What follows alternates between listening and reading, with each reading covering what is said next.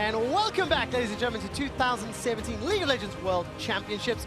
The semi-finals here in Shanghai are now tied up at 1-1 between Samsung Galaxy and Team WE. Team WE have side selection, and they've picked blue side. So, as always, gentlemen, what does Team WE now have to do to pivot? How did they have to change? They got the quintessential combo and couldn't pull it off. It really feels like the draft has been so finely poised, no more clearer than in game one, where it felt like WE really landed the bonanza with the Xayah and Rakan together on the blue side. So I'm actually looking more on the side of how Samsung mitigate what is the stronger side. It feels like blue side, with the fact that it's been 100% picked this week, has become the premier side to choose. Largely, it feels like the blue side team is getting the big win in the draft. Yeah, and we got to walk through what even happened in game one. Yes, Team WE got the Xayah Rakan combo, but you also had Jarvan, Tristana, Taric, and early pick Taliyah, like a lot of good feeling things for Samsung in the early game. And then they also had first blood given up by their jungler a minute into the game. So you do wonder how much of this is a reboot for Samsung and saying, well, really, we got to switch up the draft phase, or do they say, well, actually, it was just the execution, and we were okay with the way that draft went out, because Game 2 draft doesn't have too much say here. It's all about the Game 1 draft, the last time these teams were on these sides. I really like what Papa Smith was saying towards the end of Game 2 in terms of, has Samsung downloaded Team WE? And I guess now we're going to start to find out, because we go back to that Game 1, we go back to some of those question marks around Samsung, maybe letting the Shen through from Phase 2, banning out, what was it, Cho'Gath and Jace is a Phase 2 bans. Some question marks around those picks and bans, and we'll see how they answer them, because gentlemen, we are loading into picks and bans, and straight out of the gate, Ambition is denied Sejuani. Yeah, and if Samsung was going to switch to the ban phase, I thought WE would as well. The Sedge is actually something I would have liked to see Team WE bait with a little bit and hold it off, but so far the first ban in game 1 from Samsung was Kalista, and the Sedge has mashed so far. That's 100%, of course, and so far it is going as we went through in game 1. Understand what you're saying. Game 1 really was a snowball from level 1, but allowing a straight-up winning bottom lane, having Mystic and Ben win lane while they could also shut down CuVee, those two factors cannot be recreated. It's not all about draft, but they cannot let Samsung have that happen again. You can see Game 2 picks and bans on your screen. The Game 1 bans so far are identical. The last ban in Game 1 for Team WE on blue side was Lulu, and the last ban from Samsung was Kog'Maw. When Papa Smith and I were talking during the break, if we do want to see a breakup of the Rakan Xayah combo, it would be with a ban right here, but they also have the option of just taking the Xayah away, but they do the ban right here in Kog'Maw. Argument is that with Lulu and Galio gone, even Sejuani, all of these are really good with a Kog'Maw. So a lot of the pieces around a Kog'Maw are not there, so inherently it does nerf the Kog'Maw's reliability a little bit. Tristana has been very, very high priority at this tournament, lost in game 1. It could definitely be the selection here, and maybe a recreation of the tempo pushing drafts that we saw early in the tournament from WE. Yeah, the win-loss from Tristana has taken somewhat of a hit this weekend. However, it is insta-locked, and of course Team WE, they were the team that sort of introduced that hard-pushing, fast-pushing champion. I want to see what they run alongside it with Janna and Lulu taken off the table. Yeah, and this is the big tweak. You would expect Jarvan Taric for the combo, but watching the way Ambition played on Gragas last game, you got to give that guy Gragas again, because he had such a good performance on it. So that swings the draft phase a little bit differently as well, and gives what would be expected to be a larger power pick over to Condi, but the Gragas is so comfortable for Ambition. When I was predicting pick bans or thinking about what W would do on blue side, given they'll be on blue side theoretically 3 times in this series, I thought maybe they'd emulate yesterday's draft and ban Gragas on blue side to deny it being a very safe pickup for Ambition on red. His most played is playing a bit with the draft here. We have seen a little bit of Nami so far. And it looks like they want to get a support in before more of them can be banned away. With Rakan, Janna, and Lulu gone, the Karma is the much more standard pick. Pivoted has been played once by Ben this tournament already.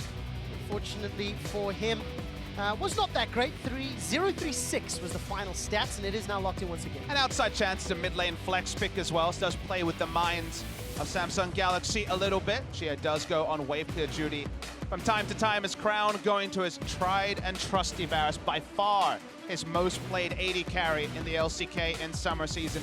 Known to have that small effective champion pool, but on the ones he knows, he sticks with it. Oh, surprised a little bit there. Straight out the gate, Caston taken away. Samsung maybe leaving their top laner for counter pick, if that's a signal. Not quite sure. We'll see how the rest of these bans play out. What are we considering here, Jats? Oh man, there is a lot to take in from the early draft phase, but pushing lanes is what Samsung is going to want. That's what they excelled with before. So the Taliyah is not necessarily a bad thing since they've already banned out the Caston, and that's why the Gnar ban makes so much sense for Team WE. So if we don't see a Taliyah ban right now from Team WE, I think we get a Taliyah pick from Samsung. They're returning to it even if it had no value in game one. The Caston and banned, more of the tricky lanes are gone. Bit of a top lane very large pool available, given there hasn't been any targeting so far. 2 banned away, Gnar, the strongest that CuVee has shown recently. A lot of power left in the draft. Malzahar banned away. The Taliyah is looking clean, but the Shen also, that was so big for WE in game one, could be taken here. And you talk about the download. That's a lot of changes from the last time Samsung has been on this side. They were the ones that opted into the change as well. All 5 of the first phase bans were the same until the Rakan goes in right there. Then they take the Shen away. Cho'Gath is also up. That's a big pick for 957. They can give that through, but essentially, Samsung is tweaking and using the things that they have succeeded with so far. All right, CuVee has played Shen twice already, undefeated at Worlds on that champion, and for the 7th time here at Worlds, 957 will get Cho'Gath. He's currently 5-1, this being game number 7. Let's see what xiye is going to run in the mid lane. I'm going to see a little bit of a safer pick. This composition, if it gets locked in, a lot of versatility. There is some engage, some disengage, there's some tools that WE can flex. It's a very solid wave clear as well to potentially rotate Mystic through if they can get the early turret blood bot lane. Taliyah still available. Let's have that early push onto the Orianna. It's a good wave clear on both sides here. 2v2. Definitely gonna have a pushing lane for WE now that it's confirmed to be the Karma and the Tristana.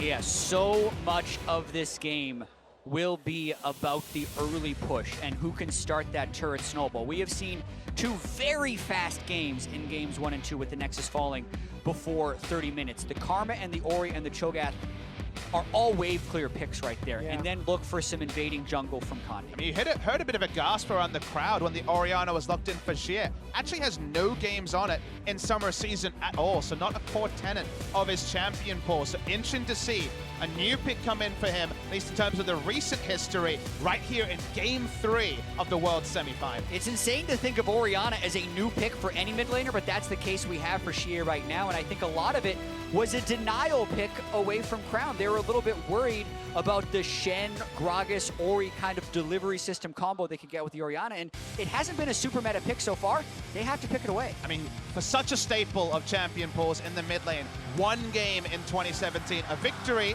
a happy point, but a surprise to the fans and to us. And of course, it was something that featured in the ban pool, but it was WE banning it earlier in the series. So let's see how xiye can perform. We look at some of his stats. Definitely a player that his story is not told through statistics, but that Orianna can make or break mid to late game team fights as we play out game number 3 here in the 2nd semi-final of Worlds. Team WE, the last LPL team standing, the 3rd seed from the region, 18-19. They've played 20 games already at Worlds, this being number 21. And they want to keep that streak alive and set themselves up for another China versus Korea matchup, but this time in Beijing in Bird's Nest. Yeah, and I feel like, especially with the way this series is going, Ben is going to have to perform in a big way. He got to play Janna 9 times previously between playing and now, never lost with it, but they had 2 support bans on Ben, and he hasn't looked good when pushed off his core champions. Samsung's download includes also stopping there from being an early topside invade like there was in game 1. Remember, WE invaded Samsung's red side, put down wards, then re-invaded their own red and picked up first blood. Samsung were not interested in that particular hijinks being recreated in game 3. Yeah, not this time around. And of course, game 1, the early kill, setting WE up and setting Ambition behind. Game 2, Ambition shows up and picks up that great kill. Really starting well, dropping the Demacian standard on top of Crown's head, but I want to keep my eyes on Ambition, see how he shows up. We've talked about group stage Ambition and quarterfinals Ambition. Now it's game 1 and game 2 Ambition, and we'll see which is going to show up in game 3. Yeah, and I wonder if level 2 ganks are a possibility. That's a pretty aggressive gank pattern or trade pattern we saw in the mid lane. You all very rarely want to actually trade with the Taliyah level 1 because the Taliyah will outtrade you, but xiye went for that aggressively. Could be for the threat of the level 2 Jarvan. I think also it was for getting this very deep warded onto the Raptors to stop there being a super leash of sorts. It's a mid lane leash. But Ambition starting top side. Little cheeky stun coming through as Condi's actually joining them here. CoreJJ will spot it out. What does that mean? They didn't ping him, so that means they didn't spot him in that tri-brush. Does mean the only pathway straight through lane, and Condi is not spotted going to Ambition's blue buff. All right, very cheeky. Ambition's made his way north. Crown might get a ward on it, though. They're really on top of things. He does. That's really smart prepping. Now they can collapse on him. I don't know why Condi's sticking around. All right, Condi's now going to make it away with his life. Level 2 gets the knock-up, gets a good chunk of damage down onto Crown. Forced to run for his life. No movement yet from xiye. xiye was stuck in the middle lane. Has finally moved flash for flash. CoreJJ looks for Condi, but gets to summon a heal from xiye as well. This is really delicate. Crown's still level 1, trying to get into the minion wave. Takes another Thunderlord's trade. Man, these games, the action, like trading levels, has persisted across all three, just blow for blow from minute 1. Do love the flow-on effect though, Ja. I love the fact that it was just a bit of a feeling. Like you say, they didn't spot the Jarvan in the brush, went for a ward to deny even the gank, but they went to the next level and said, okay, we thought he was there, why not check the blue buff? Couldn't get a big advantage from it. Yeah, just credit to Crown and Ambition for being able to get those wards. Can't get the kill, but it's a pretty big advantage they potentially gained off of that. xiye also has used heal in the laning phase. Condi now flashless, so that really strong start the Team WE had in game 1 the last time they were on blue side. It's not the case right off of this. Take a look at CuVee, moves in, gets that Scryer's Bloom pop, places a ward down. All information completely downloaded on the side of Samsung. They've got the entire playbook available to them. Now, of course, there is somewhat of a cost because of the shenanigans. Minus 10 CS in the bottom lane, minus 8 CS in the middle lane. So Team WE has got some advantages against the pushing lane or in the lanes where they can push. I mean, bottom lane is definitely going to be painful. No flash Taric against already the advantageous pushing lane matchup of Tristana and Karma. So for now, under the turret mid lane for Samsung. Samsung Ambition just being a jerk. Yeah, no doubt. And we do have to pay a lot of attention to this bottom lane. Mystic is on a scaling AD carry like Tristan. They have the winning lane, right?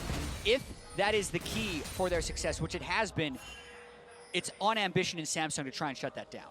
Ambition's setting himself up, but it's a difficult lane to get into. All summoners available, Ben and for Mystic. Body slam not even going to reach. Pulled ever so slightly short. Ben, it felt like he was on the trigger finger. Anticipated there could have been somebody waiting in the bush and gets away safe. Yeah, Ben didn't flash that because the follow-up just wasn't there for Samsung. It would have just been a lone Gragas that would have hurt with some poke, but ultimately not that threatening. And it's good that Ben has the presence of mind to realize that, because you place a ward in the Fog of War and you have half a second to make a decision of whether or not you have to flash the Gragas.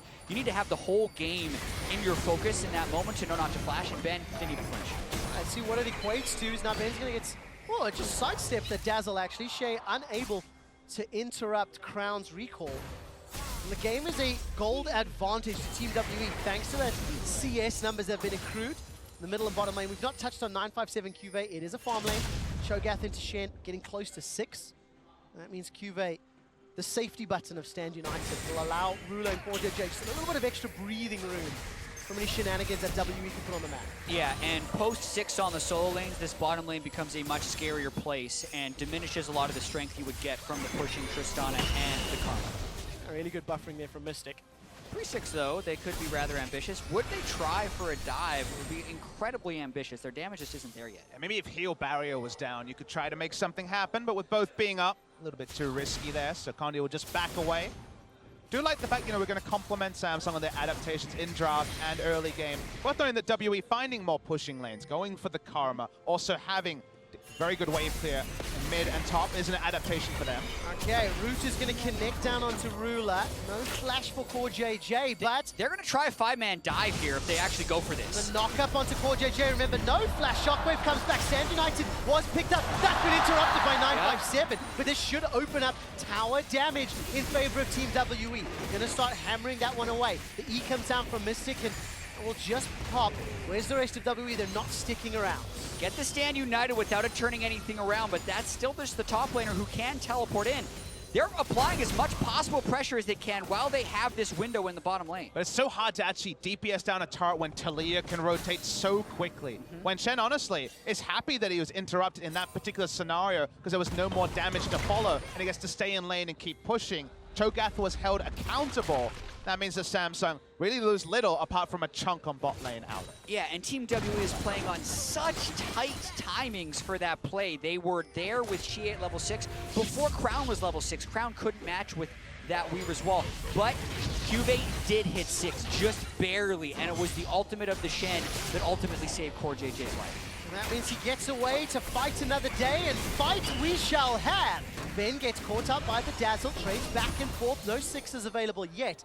Mystic and Ben continue to back away. Neither of these bottom lanes have been able to recall. Doran's shield and potion still available for Ruler and Mystic. And this Weaver's Wall going to cut off any potential escape if Mystic and Ben overextend. But it feels like they're playing just on the edge of safety. Even just the fact that he left lane made it so Mystic missed the cannon wave. So he is relieving pressure just in that moment. All right, nicely done. Good trade there between xiye and Crown has actually overtaken the CS deficit he found himself in. Thanks to that play, thanks to that focus on the bottom lane by Team WE. We're heading to the 10-minute mark and it's still even. Nobody's died yet, despite multiple attempts. It's like the what-ifs have been created, but none of the answers have been shown. Condi on the back foot the last couple of moments. Flash back up from the earlier plays. Top lane, it's been the island so far. What I like about this game, in contrast to the two previous, both junglers are kind of on a more even footing. Sure. Neither jungler's been as heavily hit behind. It's a 150 gold separating Condi and Ambition. Whereas both previous games, one or other party really got accelerated ahead, and it felt like it was a trickle that turned into a downfall. Yeah, and I think both junglers are actually behind the normal experience curve that you would come to expect. You can see Condi here, still level 5, nearly 9 minutes into the game, Ambition just hitting 6. Like, Ben is about to hit level 6 as a support. They have been roaming wards for a lot of this early game, spotting each other out and trying to prevent dives. And that's been afforded to Samsung has been the pushing advantage in the previous games, around 50% forward percentage for Ruler. Means they've been pushing under turrets in game 1 and game 2. WE changing up their draft means that this game they have had the forward percentage. They've been ahead of the river, just give you a visual indicator, and it means they have a lot of priority around the bot side here, specifically around the blue buff of Samsung. Yeah, I'm going to hurt that statistic that just popped up on your screen, and CuVee also on screen just placed that blue buff or that Gromp side ward once again. Feels like every time CuVee can, he moves lane to set that up, still out farming 957's Cho'Gath, as you would expect in the matchup. And the AD carries, by the way, still yet to back 2,500 gold on each side. So a lot of power still to be gained as 10 minutes of laning phase is not equated into the opportunity to leave that tower. Yeah, and the first person to leave the turret is going to be giving up a lot of turret damage. They're both saving up a large amount of gold to try and go. I think the sensor is potentially more important than the AD carry, but they're going for a fight here. Oh, good interrupt by Condi. Flashed away from the shockwave. Stand United comes down. xiye and Condi now are in a fight they maybe do not want. The taunt connects onto Condi. Summoning kill has been used once again, and nobody dies. But WE forcing the Stand United. What more can they do with this? A lot of respective cooldowns on both sides. No interest from Ambition to flash until he saw the shockwave animation. Got out of that, and then xiye ran out of damage very early in the game with just a lost chapter and Merc Treads. Not going to be able to DPS down Ambition with his Balmy Cinder. They have to invest the Stand United, so maybe a play around the bottom lane they've tried previously is more reliable now for WE. Exactly. The second purely defensive cooldown that CuVee has had to use of Stand United allows Mystic and Ben to continue pushing here. We said after the draft phase that the lane pressure was so critical in the success of this game, and this is a small way that Team WE is working towards that. Getting Stand United down, 957 has plenty of tools to interrupt a Shen teleport while they are trading in laning patterns, and it gives Team WE a certain level of safety bottom side. Team WE going to try use that safety. Every time we see Condi's really showing his face towards that bottom quadrant, really prioritizing that lane is something we've seen a fair amount, and still no back, still no you know, absolute tower control yet, despite Mystic and Ben trying to keep ruling CoreJJ defense. That's a small point, but an extended laning phase when you're going rage bait is really important. You want to back and buy a straight up rage bait, not have the power droppers. We'll hold the point though. All right, Weaver's wall comes down. There's no real follow-up. Explosive cast is on cooldown by Ambition. Ben doesn't want to play that one too risky. Flash heal over the wall. And I think the word we can use to describe all of these plays is patient. Yep. From both teams. They use the Weaver's wall right away. Ruler and CoreJJ are like, but the minions, I kind of want to finish them off before. The wall's going to be there for a couple seconds, right? And they wait. And then Ben also waits until he's in risk of actually dying before flashing over the wall. That all could have been done really early, but they're trying to get the most mileage possible out of these summoner spells, and they're being very disciplined about how they use it. Oh, that's going to set us up for some exciting fights later. If anyone holds on to the trigger, xiye under risk of getting caught up by Ambition. The task is available, body slam comes up, there's the flash. Ambition still holding on the trigger. Every single skirmish is just on the edge of safety and danger. Yeah, and xiye is kind of forced into trading with Crown over and over again because Crown is consistently playing to that bottom side of the map, and without his flash and with Ambition's flash being desynced, that may be where we end up seeing first blood in this game. With the gold grass we had on the screen before, both AD carries backing without 3,700 gold. It is going to be massive purchases.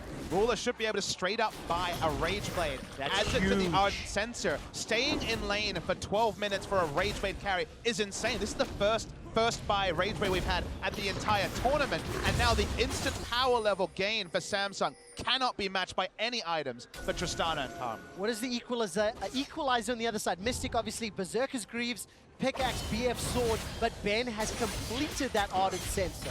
Yeah, the Ardent Sensor not quite committed for CoreJJ will be pivotal. But the way I look at the matchup usually is when you're against a Rage Blade carry, you get Berserker Greaves and BF Sword, you can push lanes, you can turret rotate. The recurve go and Pickaxe just kind of chilling, waiting for the Rage Blade to be complete. So it's big that WE and Samsung have been forced to stay in lane so long, and Ruler now gets a very nice one-item power spike. Yeah, I actually think, though, based on the damage amp and sustain of the Ardent Sensor, that Mystic and Ben can still win this lane. This poke doesn't necessarily mean that much when he can just sustain back up.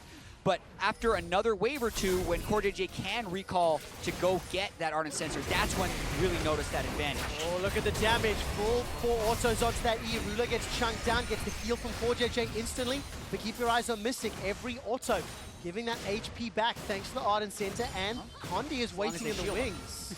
But okay, Stand United is up and available. Teleport is there for 957, and with CuVee backing on the minimap, you have to wonder if something is being set up. Looking down, Crown and Ambition making their way. This is going to be a gigantic party if everybody continues to pull the trigger. Weaver's wall not yet fires. Ben being flashless caused a level of uncertainty for Team WE to be aggressive, which ended up putting them in the right spot because that's what Samsung was looking to punch. But Samsung has to outnumber because of the Ardent Sensor being there, because the damage instant trades are being lost by Ruler and CoreJJ. So once again, got a lot of the setup, but no payoff as the back start, and Taric's going to leave now just to get the Ardent Sensor. WE are just quietly farming up this lead. You know, Mystic now nearly 26 CS up.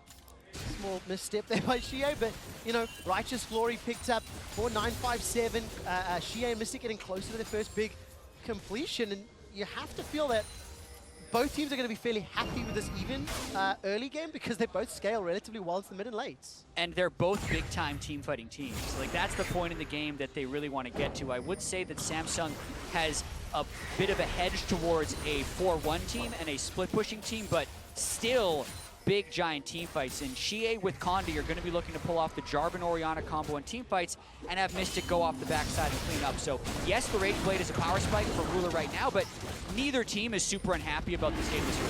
In the super late game, I take Cho'Gath in 2 tank comps over the Shen and Gragas in the pure 5v5 just because Cho'Gath feasts on the front line. Shockwave inevitably going to hit some frontline members as it goes for some carries, and you usually have the first frontliner go down. So in the super late game, I look to WE, but super late game is very far away when we're only 16 minutes into the game. Well, it feels like we're going to get there, though. At this current tempo, neither team making a mistake yet. Oh, big burst of damage from Ruler. Getting the best of that trade. with that Rage Blade stack as well as the Blighted Quiver. Exactly. Keep the Rage Blade stacked up. It means one hit gives him 2 Blights. He procs it right away, and it's an untradeable thing for Mystic as he's kind of stuck under his turret at this current moment, and that's why Samsung is threatening. Keep your eyes on this dive. The latest Giving up the turret for it. The latest first blood at Worlds, gentlemen. 17 minutes and 41 seconds. A little over 70 seconds away. A tower will die before a champion does in favor of Samsung Galaxy. And what more will they take with it? They got the first dragon, they got the first tower, and Samsung are now in control of and the they couldn't get a deep ward down bot lane, so even though 957 with his trademark step out of lane, look for a teleport, there was no flank ward like the one that cost Cloud9 so dearly in game 1 of that quarterfinal. No ability to punish, so a free objective to Samsung. Yeah, and I think the threat that Samsung was putting on the turret justified Team WE backing off. But the Shen ulting in on a Taric who puts Cosmic Radiance on everyone probably would have been first blood of the game, and then also the turret for Samsung. So I think the patience of Team WE, even though it hurts to just give up first turret when you're the Trist Karma lane, it feels bad, was the right call in the moment. Well, Samsung bringing a lot of power to bear. The fact that Crown is even threatening as well as everybody else. So continue to play out this very, very, very extended laning phase. I mean, Rula and CoreJJ, they didn't leave their tower. They want to hold on to it. They came back down. I want to see where Mystic and Ben go after they've just backed and picked up the Infinity Edge. Because it feels like Team WE, they're the ones that are making the first swap here. It's Mystic and Ben that left the lane. Obviously, they have no tower left to defend. Yeah, and it is a game of inches as well at this point. 18 minutes in now, no first blood, but the vision control starting to creep up for Samsung. They've already taken first turret. They're controlling the red buff. They have the dragon. They are building these advantages slowly. To maybe dive the Cho'Gath, as Cho'Gath has been sent to deal in the 1v2 and almost supreme control of the bot side to Samsung. And as long as Ruler's keeping his Ginsus fully stacked, he is so much more threatening. He's doing a great job of that with this red buff. Yeah, Team WE cannot hold into the inner turret, so the second of the game will fall. Almost uncontested. xiye may be cut off by Crown. They're looking for more. They're going to keep pushing. There's no reason for them to back off. All right, xiye's now joined the fight. This is a 4v3 at best. Wave clear of Orianna and Cho'Gath will buy some time. Team WE will pick up their first tower. It's still an even game in gold as we get to this 20-minute mark. And in comparison to the 2 previous games, where it felt like the winner had already been dictated and decided, this is obviously the most even of the series. And now we get to see who can flex their mid and late game team fighting skills. Both teams comfortable in the late game, historically within their own regions. Yeah, and right now, Samsung is doing a really good job of working around the Rage Blade power spike. That's the one-item power spike that Tristana doesn't get. The Infinity Edge needs to have the static shiv counterpart, and then I feel like really kicks in a high gear on the second Zeal item. So Team WE is just trying to withstand this storm, but Samsung getting more out of the Rage Blade power spike than many teams have so far at Worlds. A lot of that from just being able to keep the laning phase going till both AD carries had over 100 CS. A jungle gank comes up, someone has to back. With a flash down, they don't get the Rage Blade as a first buy. But extending the laning phase that long was the only real advantage either team has gotten the entire game. And you see how safely Team WE played around Riftchild as well. It started that one off, instantly backed away the moment any sort of Samsung presence was shown. So that one's going to time out. No Herald today. In game 3, rather. Dragon will be coming up in a minute and a half. Samsung picked up the first one. 1 towers to 2, but still an even gold game. Just setting ourselves up for some big, very, very pivotal fights. One confident, one strong victory can lead to a Baron, can lead to absolute map control and vision control. A lot of pain here. Red buff and the Titanic Hydra complete. All 957 can do is run away. Has to completely concede the wave, which means CuVee is free to ultimate, which then makes it more difficult for Team WE to defend this turret. Knowing the Shen ultimate could come in and die, Mystic has to cede a lot of ground to rule it. And it's so important that they got first turret on bot side, because now you send the 4-man unit top side, Shen can join instantly. The Taric Ardent Sensor Baron threat is something we always talk about, but it's so real if Samsung can cement control on top side, and to me, steps towards that, get this top lane turret, take down mid, and then Baron's on the menu very short. And there's a very real chance this could be a game where we see first Baron before first blood. It depends if they are disciplined enough to set up this bottom side play, and Team WE doesn't try and orchestrate a Jarvan and Orianna play to burst in before the Taric ultimate can land. Because if Samsung keep prepping around this mid lane and top lane turret, they could get something to happen. It all depends if W wants to sit and defend. Mission. They're going to look for it. Dead. First blood will be picked up by Ruler onto xiye, the latest of World 2017. Tower is the focus as well. Going to drop that one. Third tower of the game. But that only happened because Team WE tried to defend, in which they were not equipped to do so. The waves are out of position. That could have just been a turret and not a kill for Samsung, but they end up getting a little bit more. But for Samsung, it's surgical, Jat. This game is what they wanted to do in game one. Disarray in the early game meant they couldn't hit their power spikes. They fell behind. They lost this game. It has been the sort of control game. Samsung are the sort of team that could win a game with 0 kill score, because they can play around side lanes well. And you talk about things like the gap, which is a big thing. We'll hold on to that point, though, is in the mid lane. I'll hold on to the gap point because the Gragas play here, very nice. Yeah, and you can see xiye doesn't have time to react. Had maybe 0.2 of a second by the time Ambition showed before he was instantly CCG'd to death. And then they get the turret afterwards, no problem. The gap between Korean teams and other teams has closed. You can see that in this tournament, where so many games have gone to 5. Team fighting wise, there's definitely been very impressive team fighting teams outside of Korea. But guys, the one area where consistently I think SKT and Samsung show it best that Korea is advanced is in terms of playing the map, in terms of the macro play, in terms of playing around tempo, being defensive where you need to and getting big advantages on other sides of the map. Samsung have done that in Game 2 and Game 3. And you feel this kind of strangulation of WE, even if the kill score is so low.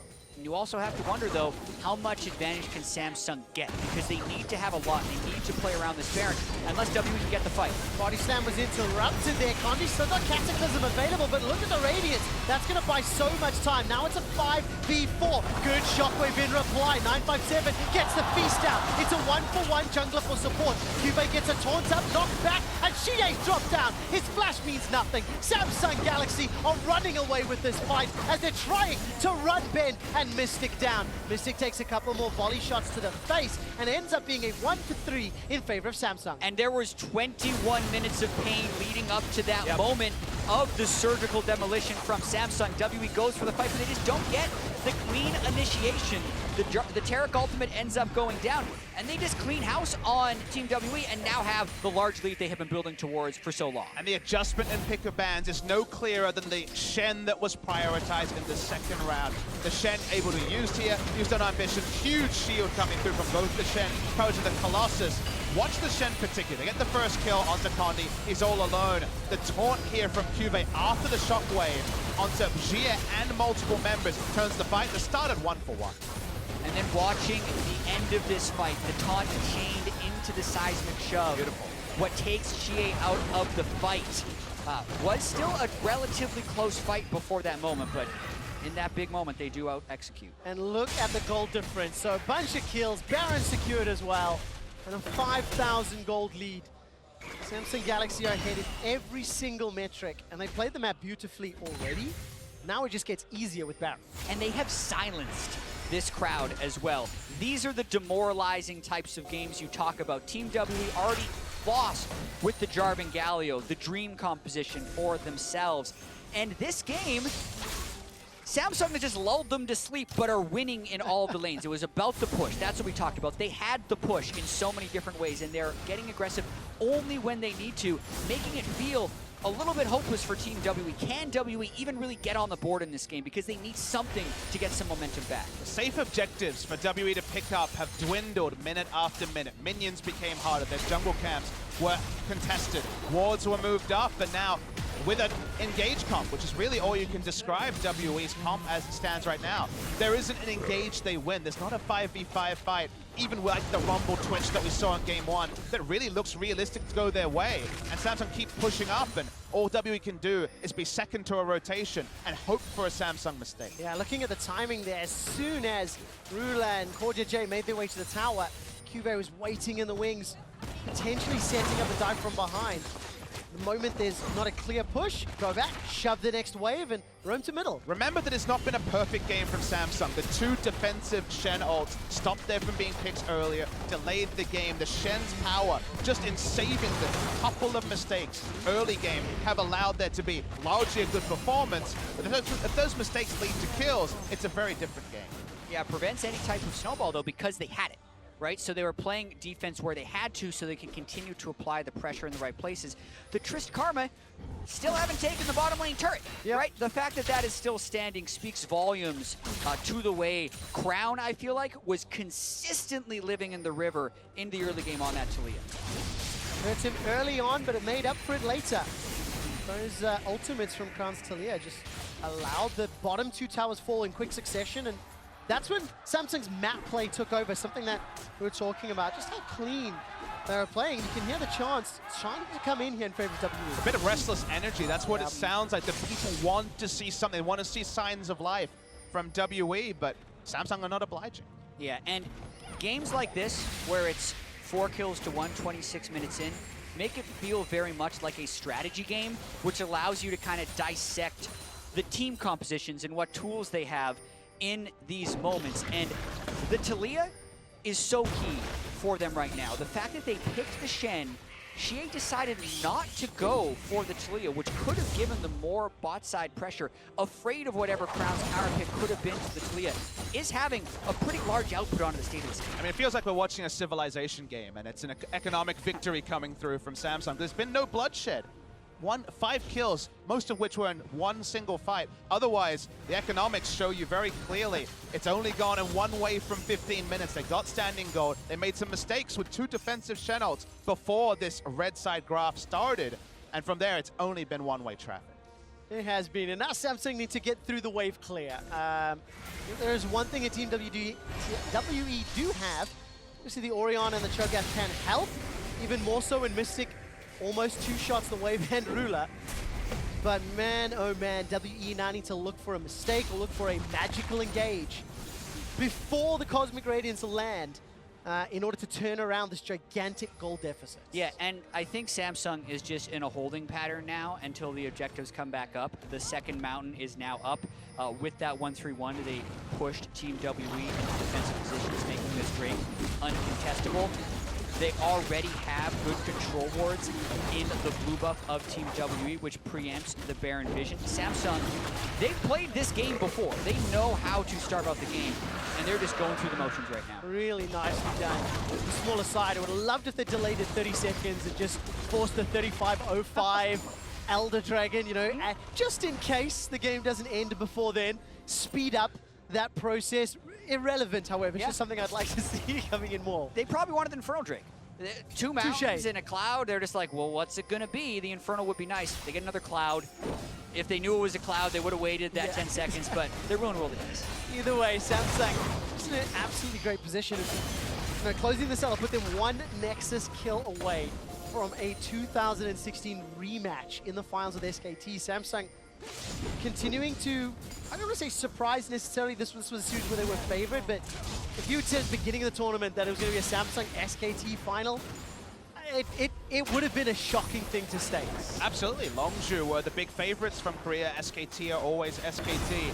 But Samsung, impressive in fits and spurts. This has kind of been the story of this team who, in terms of actually making it to a regional final, LCK final, they've never done it since that famous Samsung Blue lineup made the finals. Since they came together as Samsung Galaxy at the start of 2015 with all those players moving over to China, they've never made a final. In fact, when it comes to Gauntlet playoffs, they're 0-9 in the postseason. They haven't won a single game towards getting to one of those regional finals. It'd be an absurd world where a team could win the world final potentially, having never won their domestic league.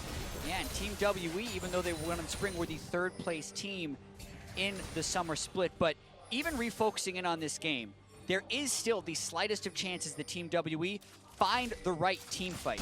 If they can somehow burst Ruler, get the shockwave, and he has not flashed it, with Mystic on these items right now, they could get a huge fight. And Team WE has done this against tons of teams in the LPL, so it is a possibility. Whenever I see 4 items on Mystic, everything is possible. He has hit his item spikes just fine. We're gonna try for it. Gonna try indeed. Cosmic Radiance will be good. Stand United still available, and the trigger was not pulled, so they traded 2 ultimates for 1 in favor of Condi. They would have loved to blow more, but that is still going to be something. Cosmic Radiance is down.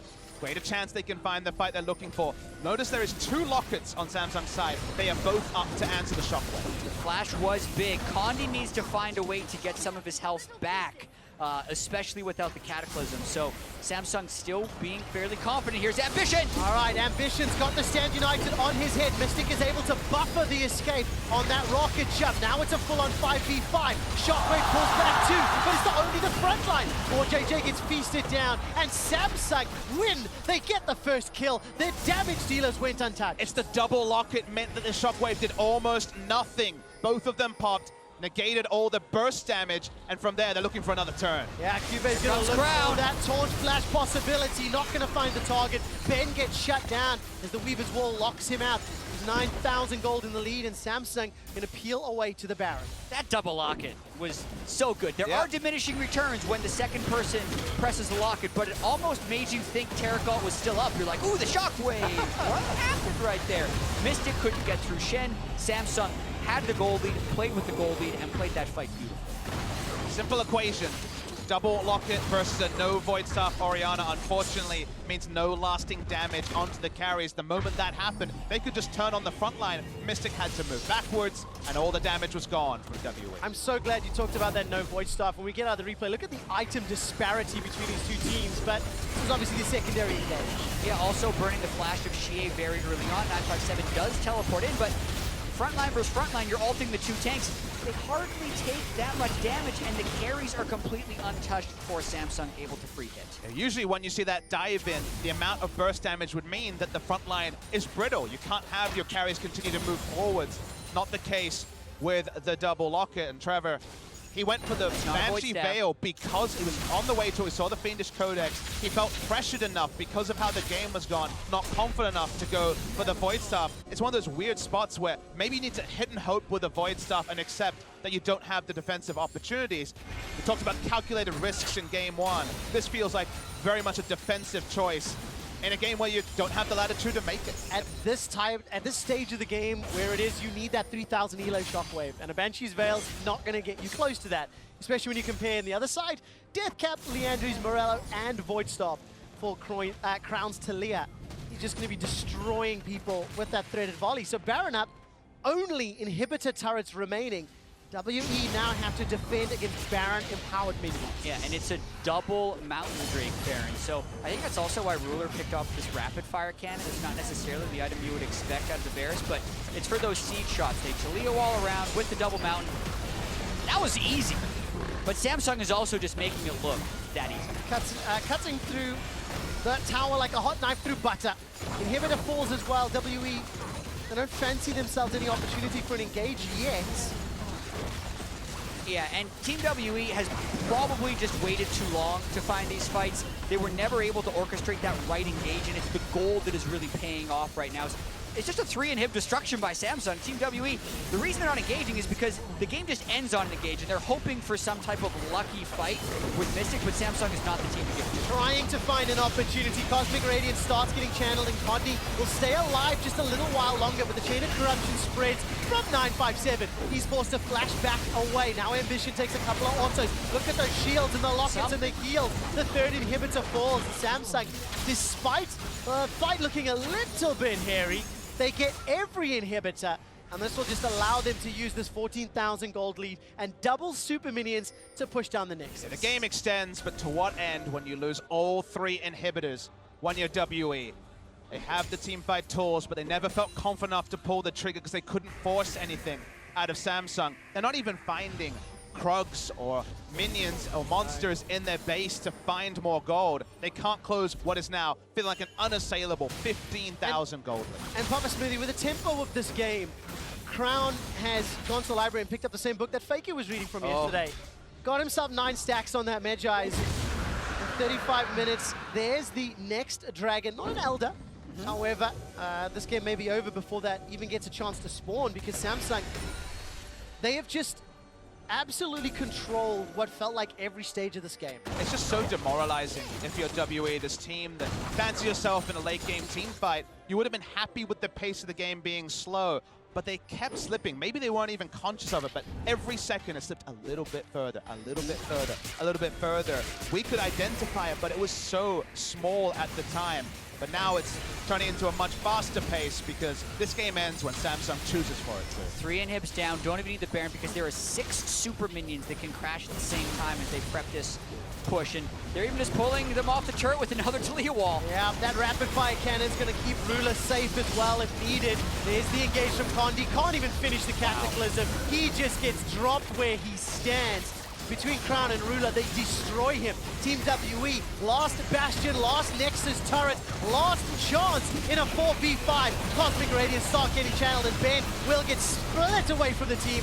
Mystic goes down before he does. 957 and xiye, the last people standing. It will not matter, it will not care. And Samsung Galaxy are 1 win away from a rematch in the finals with SKT. And that game was just pure, unadulterated domination by Samsung right here. It feels bad if you are WE right now in front of your home crowd to get beaten 10 kills to 1 in 36 minutes. Just total map play the entire time, and WE never found a fight. And we've got verification, gentlemen. The download is complete, judging on what we saw in Game 3. WE looking demoralized because there was never that chance to make something happen. They'll find themselves on the red side also for Game 4 if we see Samsung choose blue, as has been the trend in the weekend. Samsung look relieved. They've earned themselves a bit of relief because that was as decisive as can be. All right, 2-game match point now. Got a little bit of breathing room on the side of Samsung Galaxy, and it feels like they just found their gear. It feels like they found a groove. WE have got some gigantic questions to answer. Yeah, and it's 2 things, because yes, Samsung has found their groove, but Team WE have definitely lost it. And as far as like the faith you have in them bouncing back, it's looking really grim for Team WE right now. After a 27.5-minute crushing victory from Team W in Game 1, it's gone from bad to worse. Let's see what the analysts think about how they lost that game.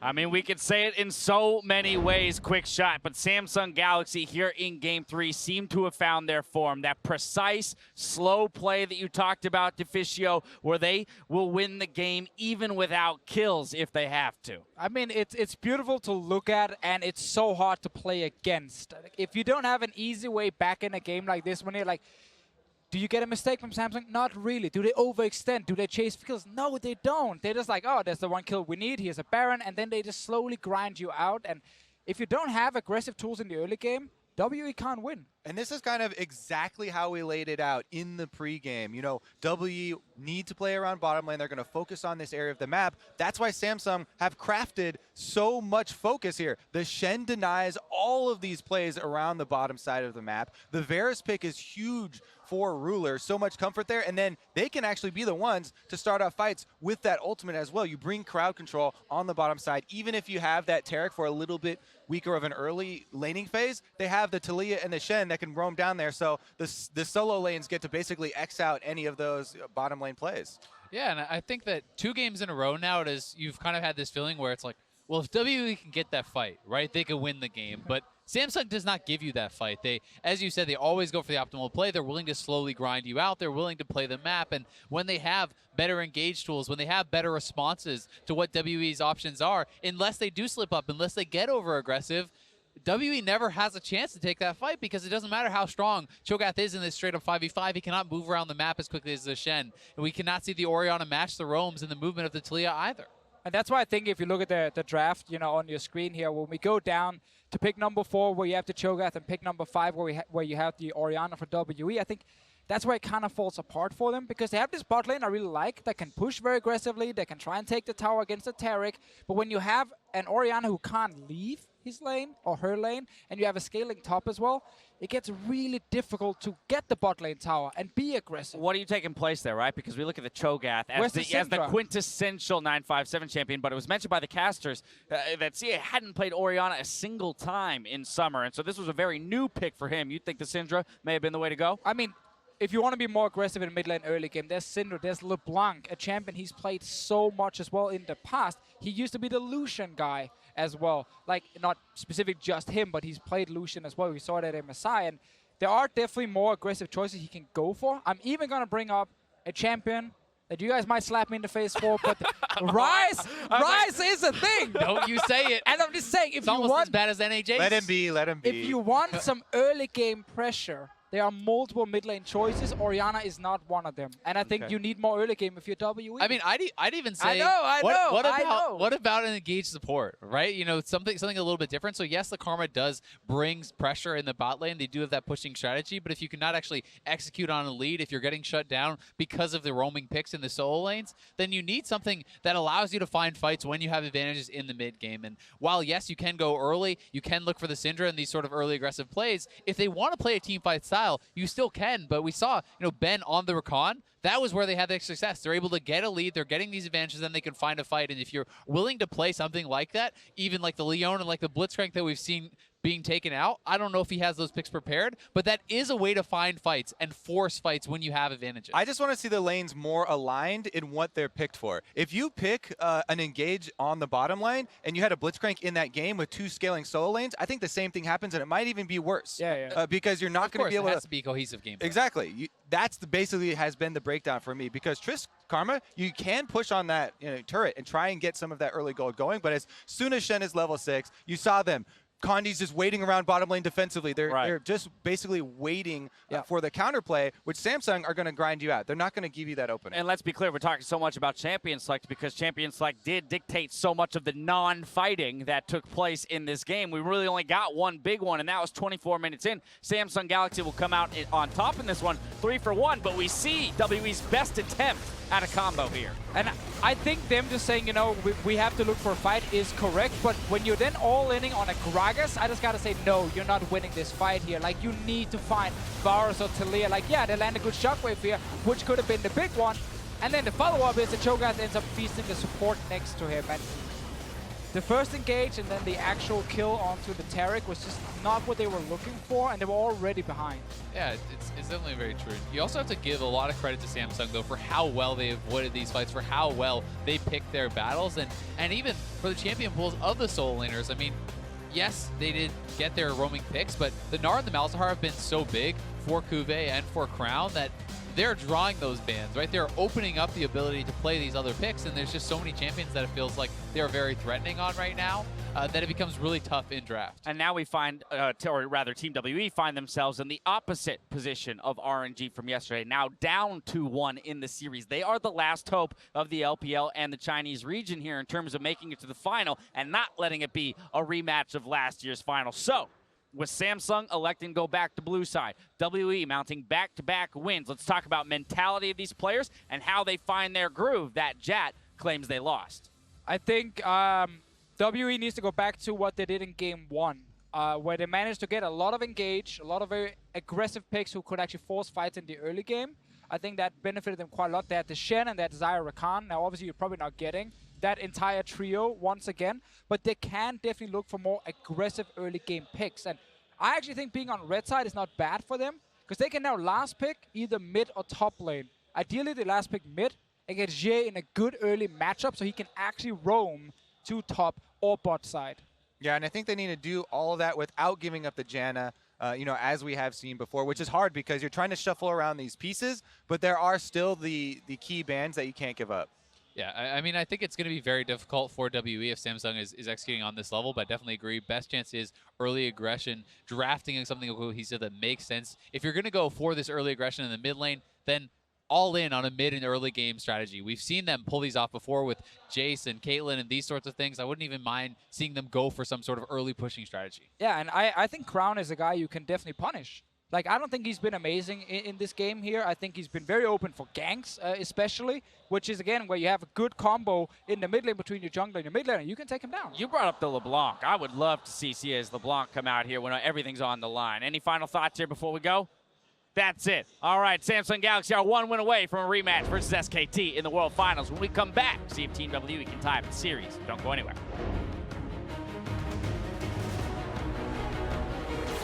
Mission. They're going to look for it. First blood will be picked up by Ruler onto xiye.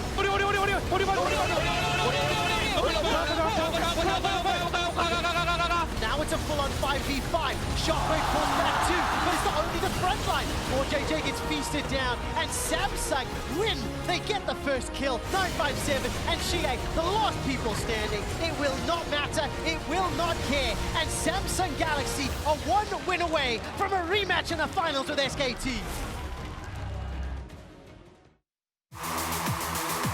If you want to follow the best of the Rift, then you need T-Mobile, America's best unlimited network. We've doubled our coverage, so you can stream Worlds in more places than ever before. With T-Mobile, don't miss a moment from the first battle, all the way to the lifting of the Summoner's Cup. Another reason why T-Mobile is America's best unlimited network.